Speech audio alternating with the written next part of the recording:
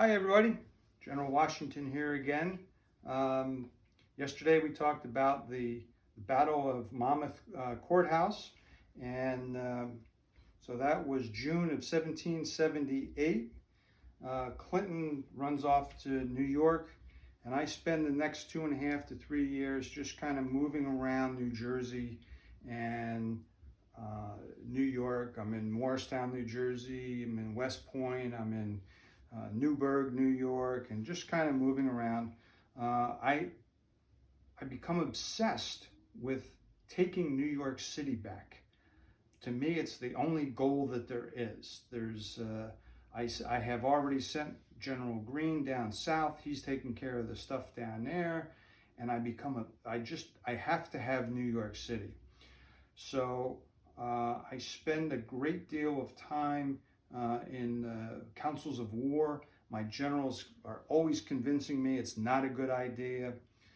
I spend time, I court-martial my number 2 man, General Lee, after the Battle of Monmouth for insubordination and cowardice in the face of the enemy. So that happens. I have my good friend Benedict Arnold becomes a traitor, changes sides. I'm devastated because he was one of my best generals that we had.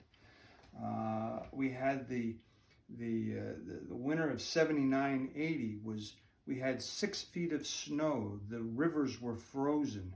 My soldiers didn't have enough food. They were on quarter rations, and towards the end they had no rations.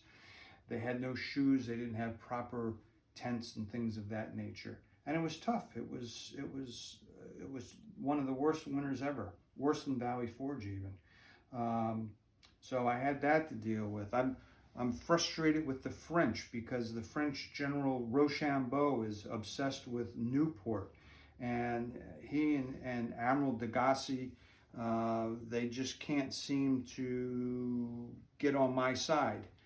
And so we're back and forth, and we're spending a lot of time there.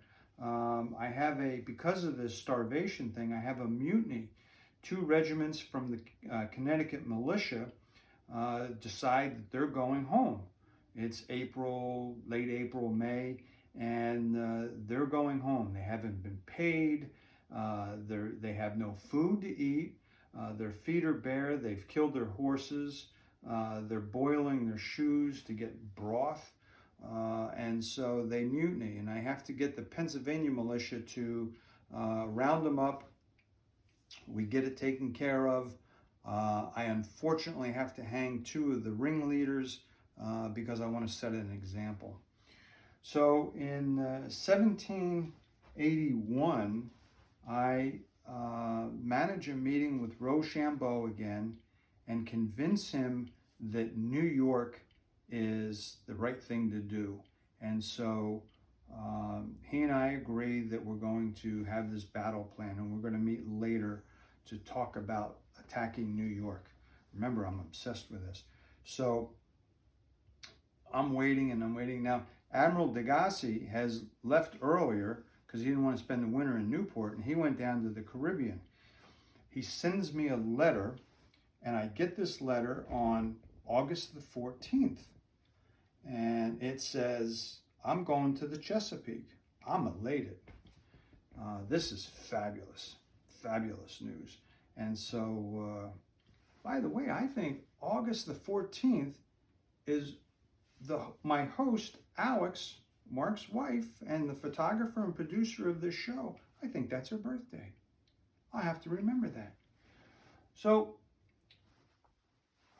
I get a hold of Rochambeau, who's in Newport, and I ask him to come over and tell him, we're not doing New York. It's off. We're going to Virginia. What's happened? Okay, so remember Cornwallis came up from South Carolina, North Carolina, and he goes into this little place called Yorktown. And he's on this little peninsula like this, and he's kind of stuck, and Continental Army is down there, kind of got him pinned in. But he's waiting for this guy Graves, Admiral Graves, to come down, British guy from New York City, come down and pick him up. Well, the French, Admiral de Gassy, he gets there first. He drops off about 3,000 more French troops to help out with the siege. And then he goes out and he puts a little blockade right here so nobody can get in. This British guy can't get in. September 5th and 6th, there's a battle, sea battle out here. Now the British have larger, more powerful ships, but less of them. The French have smaller ships, but more of them. The French win. They beat off Graves, and Graves goes back to New York and to fix the ships and get help. De Gassy puts in this is Virginia, the northern tip, and then this is Virginia as well. This is the entrance to Chesapeake Bay right here. And so he puts a blockade across here. He sends some ships up. By this time, Washington and Rochambeau come down to this place called Elk Head. It's at the top of the Chesapeake Bay. It would take them about a week and a half to get down to Yorktown marching. So de Gassy sends some ships up, picks them up, brings them down.